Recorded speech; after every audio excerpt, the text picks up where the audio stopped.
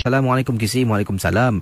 Kakak pernah dulu Kisi, sekitar tahun 80-an, awal 80-an, kakak berniaga jual kain dari rumah ke rumah.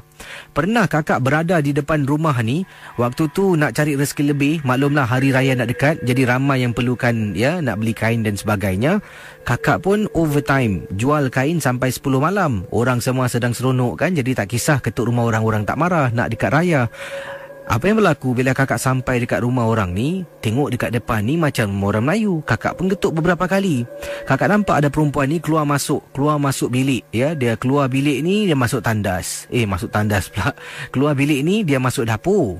Kemudian kakak nampak dia keluar dari tandas. Sebab dari kakak diri boleh nampaklah dapur dan tandas rumah tersebut. Kakak ketuk lagi. Casey, bila kakak ketuk, dia keluar, dia mula-mula tak perasan. Macam tak tengok, tak indahkan kakak.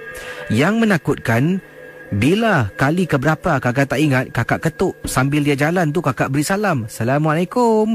Dia pusing tengok kakak, mata terbeliak. Terus kakak jadi loya Kisi. Takut, kata akak kita. Kakak beredar dari sana dan tinggalkan kawasan tu lah. Itulah peristiwa pengalaman satu-satunya, seolah-olah berniaga di rumah orang yang mungkin bukan orang yang kakak nampak.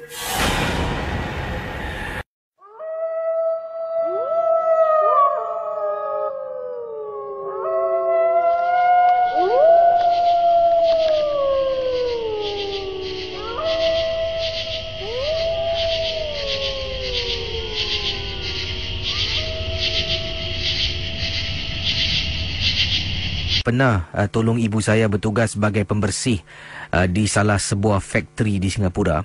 Dan walaupun factory itu waktu malam ada pekerjanya sebab factorynya 24 jam, ibu bertugas di waktu malam, kerja bersihkanlah kawasan koridor dan juga tandas. Jadi bila saya tak sekolah, waktu holiday, saya akan bantu ibu saya yang kesian katanya di sini. Dan pernah saya bantu ibu saya bersihkan tandas wanita, kata Alia. Jadi sedang saya tolong ibu saya bersihkan tandas, saya masuk salah satu kubikel sebab sedang siram air lah, nak taburkan sabun. Saya tak tahu ibu saya dah keluar. Saya pun bersihkan, tiba-tiba saya nampak ibu saya sedang seolah-olah masuk kubikel yang nombor 1. Jadi saya pun dah curah air, saya dah bersih, taruh sabun, kata Alia. Kemudian saya tanya, Bu, dekat sini boleh berus tak? Saya tanya berkali-kali panggil, ibu saya tak menyaut. Saya tolak pintu tandas nombor 1, dalam tandas tu tak ada orang, kata Alia. Jadi saya keluar tengok ibu saya di luar sedang pakai telefon, dia berbual dengan temannya. Saya terperanjat, saya panggil ibu saya, tanya kenapa keluar tak bilang. Dia kata tadi dia bilang saya menyaut, sebab tu dia keluar. Terima kasih Alia.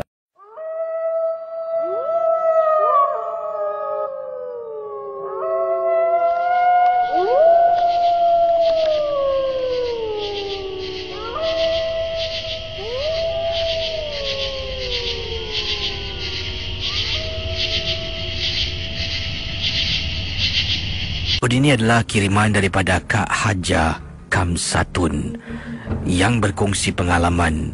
Katanya, Assalamualaikum. Waalaikumsalam. Nama saya Kak Haja Kamsatun. Katanya pengalaman Kak Haja Kamsatun dari Bukit Batok. Pengalaman yang kakak ingin ketengahkan ini, Kisi, adalah satu peristiwa yang benar-benar berlaku. Benda ini berlaku 2 tahun yang lalu. Kakak telah pun ke seberang tambak. Dipendekkan cerita, kalau di Malaysia, teksi ni kita boleh tumpang kapul ataupun boleh naik dengan orang yang kita tak kenal. Jadi pada satu malam, kakak telah pun menahan teksi dekat simpang Jalan Taman Abdul Rahman ... tak nak sebutkan nama jalan yang sebenar. Dan kata beliau, kata Kak Haja Kamsatun, kakak dengan suami. Jadi lama Kisi, jalan tu memang gelap dan jarang ada kenderaan lalu. Kakak sebenarnya, dengan suami pandu masuk ke dalam. Oleh kerana kereta kenderaan yang dipandu rosak, tiba-tiba rosak, tak tahu siapa nak hubungi, terpaksa kereta tu tinggalkan di tepi jalan. Jadi suami dengan kakak buat keputusan untuk naik teksi pulang saja ke Singapura. Jadi untuk pertama kali kita naik teksi dari kawasan jalan taman ini, dan kata Kak Haji Kamsatun dengan beliau dan suami keluar dari kenderaan, berjalan perlahan-lahan mencari teksi.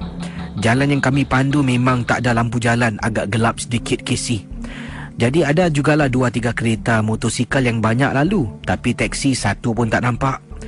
Sedang jalan, Casey, dah lebih 10 minit kami tunggu. Akhirnya ada satu teksi masuk. Kakak pun teguh, bang, teksi bang. Kakak dengan suami begitu gairah dan semangat angkat tangan untuk hentikan teksi tersebut. Jadi kisah apa yang berlaku?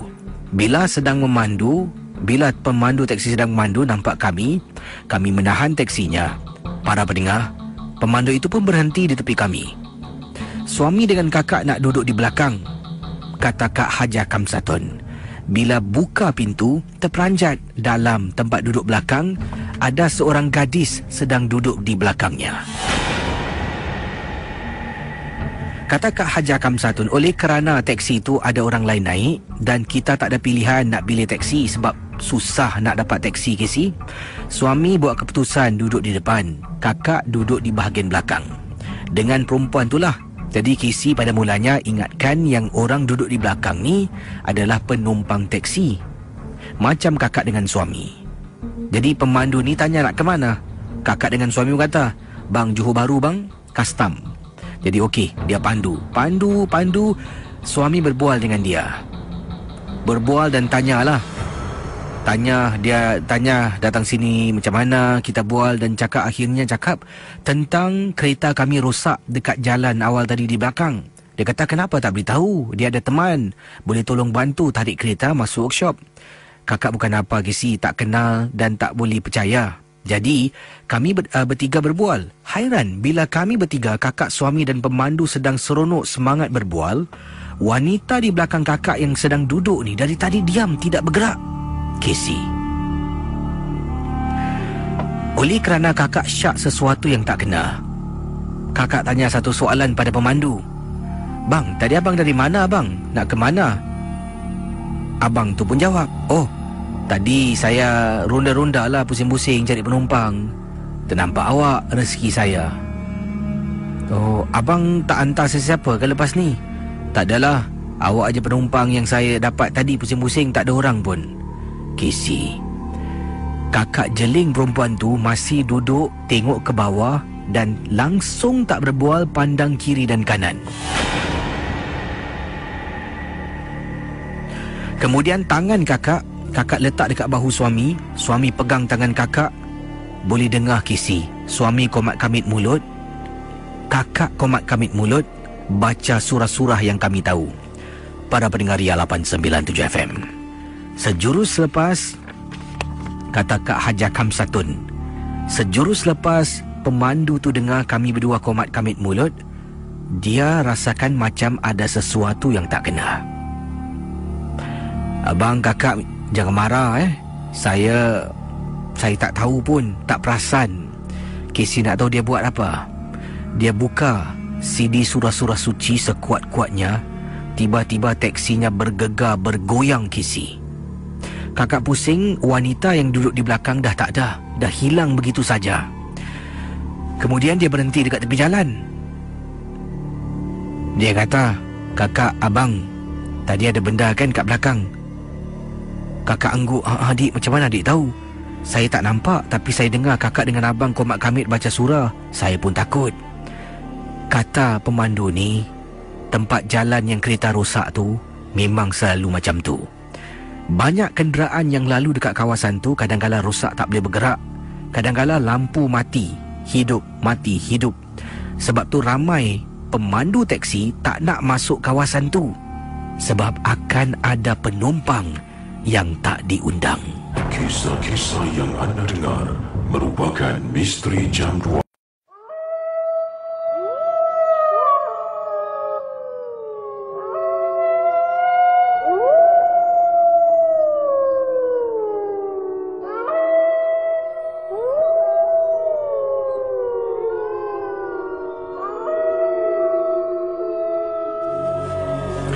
Ini adalah dari Sally berkongsi pengalaman Sally dan juga suaminya telah pun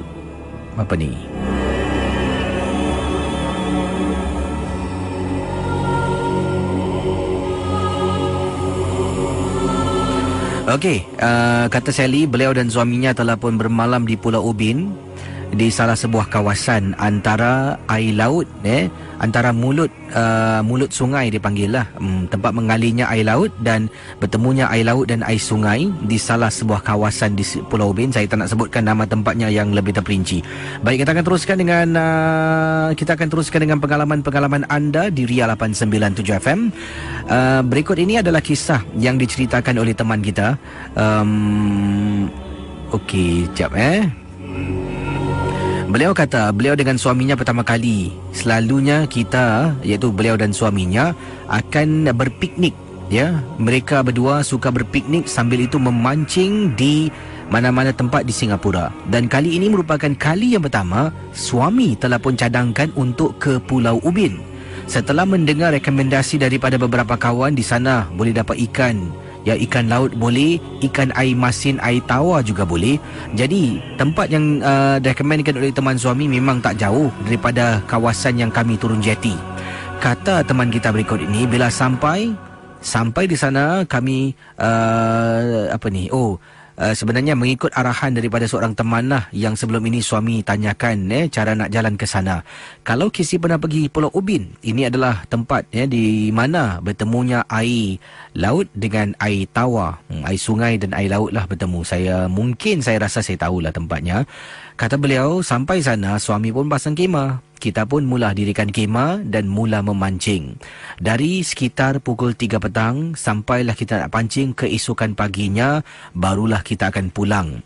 Jadi Casey, pada malam yang dimaksudkan, setelah waktu asar nak masuk waktu maghrib, matahari pun dah tak ada, dah gelap gelita, hanya saya dan suami berada dekat kawasan Pulau Ubin, dekat kampung kawasan ... nila ya. Apa yang berlaku? Suami saya keluar, dengar bunyi loceng joran. Joran dengan kemah kami agak jauh. Jadi suami pun terus lari keluar untuk tengok dapat tak ikan. Saya pula duduk dalam kemah. Lat beberapa minit, saya pun jengukkan kepala saya dekat luar. Casey, pada pendengar Ria 897, kata teman kita ni, bila saya keluarkan kepala saya daripada kemah, saya ternampak tepi suami saya ada perempuan sedang menyangkung. Suami saya pula sedang sibuk tarik, seolah-olah mata kailnya tersendat pada sesuatu. Yang saya hairan, suami saya tak perasan, tak nampak mungkin apa yang sedang menyangkung di sebelah kirinya. Casey, betul-betul dekat tepi permukaan air Casey benda tu. Saya tengok lama, Casey perhatikan betul-betul cara dia menyangkung, duk diam tak bergerak. Oleh kerana saya takut akan sesuatu berlaku pada suami, saya pun pekik, "Abang!" Suami toleh. Suami angkat tangan, saya panggil. Suami pun tinggalkan joran, datang ke arah saya. Sepanjang suami berjalan, benda tu masih lagi duduk menyangkung. Tapi hairan, suami langsung tak perasan. Saya pun panggil suami masuk dalam kemah. Suami tanya kenapa. "Bang, tadi abang diri kat tepi sana tu, tengah anu joran, abang tak perasan ke sesuatu?" "Perasan apa?" Casey, kata teman kita berikut ini, bila saya keluar jenguk dekat luar, saya tengok buat kali kedua, benda tu sebenarnya tak ada. Tapi yang ada tepi suami adalah batu besar. Hairan Casey, awal tadi nampak bentuk macam manusia. Apabila kali kedua saya pandang, ada nampak macam bentuk batu warna hitam coklat besar di tepi joran suami. Suami kata, "Itu kan batu." Saya tak puas hati. Para pendengar Ria 897 FM. Jadi bila malam tiba sekitar pukul 1 pagi, saya dengan suami dah penat. Suami mula terlelap dan tidur dalam kemah. Saya pula tak boleh tidur sebab awal tadi ketika suami memancing, saya dah lelapkan mata saya seketika. Jadi apa yang berlaku? Saya sedang duduk, saya dengar bunyi tapak kaki di luar, macam ada benda lari. Mula-mula saya fikirkan babi hutan ataupun ular. Jadi saya duduk dalam diam-diam. Tiba-tiba Casey, saya buka sedikit pintu kemah ataupun pintu tent yang telah pun di-zip rapi sebab kepanasan. Saya buka sedikit. Masuk angin meluru, bau wangi, harum sangat-sangat. Hanya Tuhan yang tahu perasaan saya yang begitu takut. Saya punya gatal Casey. Saya tak tahulah apa yang saya fikirkan. Saya buka zip semua. Bila saya jenguk Casey, alangkah terperanjatnya Casey, kemah saya, tepi kemah, saya jenguk luar. At the same time, kata teman kita, dalam masa yang sama, ada kepala jenguk tengok saya Casey. Saya terpekik sekuat-kuatnya. Suami saya sampai terbangun dari tidur, tanya kenapa. Baik-baik mengantuk, segar buga dibuatnya. Malam tu saya dengan suami cuba tidur. Kami tak boleh tidur sampailah ke pagi dan terus pulang ke Singapura. Itulah pengalaman saya yang tak dapat dilupakan. Terima kasih dan selamat tengah malam.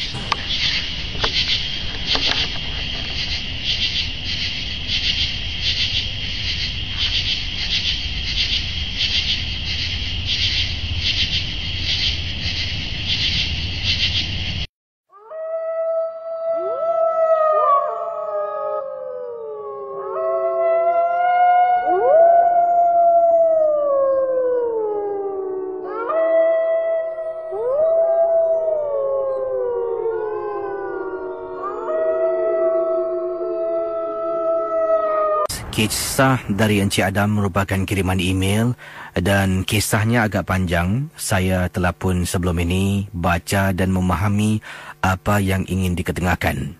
Mungkin Encik Adam sedang mendengar, minta maaf kalau anda rasa mungkin saya ada tidak sebutkan beberapa perkara sebab mungkin tak sesuai untuk saya ketengahkan di udara, dan saya akan cuba ringkaskan supaya senang untuk difahami para pendengar Misteri Jam 12. Teman-teman Ria 897. Kata Encik Adam, tugas saya sebagai seorang suami, seorang ayah kepada anak-anak adalah selain daripada mencari nafkah, memberikan mereka pendidikan, menjaga mereka, melindungi mereka daripada sebarang gangguan. Gangguan manusia, gangguan makhluk halus. Casey, sebenarnya Casey, ibu saya tidak suka saya berumah tangga dengan isteri saya ketika itu. Ini kerana saya telah pun mengahwini seorang wanita janda anak dua. Ibu bila dapat tahu tentang perhubungan saya dengan beliau, bantah dan tak benarkan saya bersama dengan isteri. Walaupun dah lebih 5 tahun saya berumah tangga, ibu tetap tidak benarkan. Pandang isteri saya macam sesuatu yang dia benci sangat-sangat. Isteri cuba ambil hati, tapi semakin hari bencinya semakin menjadi-jadi. Beberapa kali bila saya datang jenguk ibu di rumah seorang diri sebab isteri saya tak dapat ikut, beberapa kali itulah ibu saya akan beritahu saya, Adam, kau cerai aja dengan bini kau, Adam. Mak tak suka kau kahwin dengan perempuan tu. Kau dengar tak cakap mak? Saya hanya angguk dan senyum. Saya tahu niat ibu saya bukan untuk saya berumah tangga dengan beliau. Tapi Casey, kata Adam, dah 5 tahun saya berumah tangga. Sampai 5 tahun itulah ibu saya tak pernah pun merestui perkahwinan saya dengan isteri. Ibu saya bukan orang-orang yang sembarangan, Casey. Ibu saya adalah pengamal ilmu perubatan. Dan dia sebelum meninggal dunia, dipendekkan ceritanya panjang, saya ringkaskan. Sebelum ibu saya meninggal dunia, dia pernah bersumpah. Dalam bilik itu, Casey, ada adik-beradik saya yang lain, ada orang-orang yang lain. Saya dengan isteri sedang berdiri. Cuba suruh dia istighfar, cuba suruh dia mengucap. Dia berhenti, dia tengok saya. Adam, ini permintaan mak yang terakhir. Kau lebih baik berpisah dengan isteri kau. Kalau tidak, aku akan datang. Hidup kau takkan senang. Para pendengar Ria 897 FM, bila nenek meninggal, iaitu ibu kepada Adam dan mak mentua kepada isteri Adam meninggal dunia, kedua-dua orang anaknya tidak tahu. Mereka tidak bersama-sama dengan Adam dan isterinya menziarahi orang yang dah meninggal, iaitu ibunya. Jadi apa yang berlaku? Bila dengar penjelasan arwah ibunya ketika itu, Adam menjadi takut. Sebab mungkin takut ada mungkin saka roh arwah ibu akan datang mengganggu keluarga Adam. Jadi mereka lakukan apa, para pendengar? Kata Adam, saya telah pun mendapatkan bantuan seorang pakar untuk kunci rumah saya, pagar rumah saya supaya tidak dimasuki oleh niat-niat jahat. Saya dapatkan bantuan daripada Ustaz Haji Zainuddin yang membantu sema dan pagar rumah saya menggunakan ayat-ayat suci Al-Quran, kata teman kita berikut ini. Kata beliau, kita hanya merancang, kita berusaha dan kita serahkan segalanya pada Allah. Semoga Allah melindungi keluargamu, Adam. Saya dah buat apa yang boleh saya mampu, dan selepas ini anda harus usahakan. Casey, setiap malam selama berminggu-minggu saya dengan isteri akan dengar, Adam, mak datang, Dam. Adam, mak datang, Dam. Suara arwah mak saya, Casey, dekat tingkat bilik, tingkat dapur, ruang tamu. Beberapa kali arwah mak tak boleh masuk dalam rumah sebab dah dipagar oleh ustaz. Casey, pernah beberapa kali juga bila saya balik lewat dari tempat tugas, saya nampak arwah mak berdiri depan pintu, Casey. Manusia mana yang berani nak masuk dalam rumah? Jadi apa berlaku? Saya tunggu sampailah waktu subuh, barulah saya masuk dalam rumah. Dan yang paling menakutkan sangat-sangat, Casey, anak-anak saya sampai ke saat itu belum tahu yang nenek dia dah meninggal dunia. Pada satu malam, anak perempuan saya yang berusia 7 tahun bangun dari biliknya. Kata Adam, nak pergi ke dapur untuk minum air.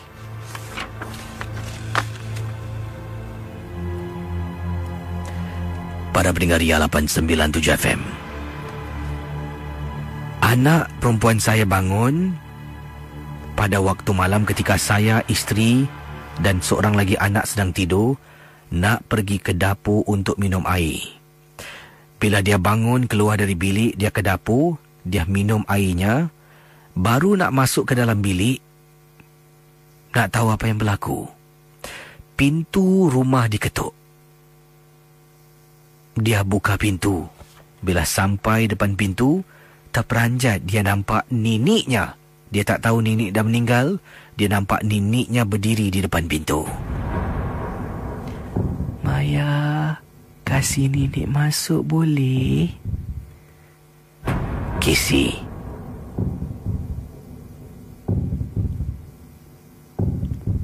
dengan kuasa Tuhan, saya terbangun dari tidur kerana mimpi ngeri. Saya nampak di luar macam ada cahaya lampu. Anak saya berbual dengan seseorang. Keluar dari bilik, para pendengar, kata Adam, ternampak anak saya berbual dengan seseorang depan pintu, tapi saya tengok tak ada orang. Bila anak saya perasan, saya keluar dari bilik, dia toleh. Abah, nenek datang. Casey, Maya, tutup pintu, Maya. Jangan berbual dengan nenek, Maya. Adam, kasih mak masuk. Gangguan berterusan. Anak saya menangis ketakutan, mungkin tak tahu apa dia lihat. Saya cuma rasakan ada benda yang cukup menakutkan di hadapan pintu rumah. Dengan segera saya tarik tangan anak, tutup pintu, Casey. Isteri terbangun, seorang lagi anak terbangun. Malam tu kami anak beranak tidur dalam bilik yang sama. Setelah hampir 2 tahun gangguan berterusan, akhirnya saya dengan isteri dah tak tahan lagi. Kami pun jual rumah kami dan berpindah ke rumah yang lain. Gangguan dah tak ada, Casey, tapi memang cukup menyeramkan. Memang cukup menakutkan. Terima kasih dan selamat tengah malam.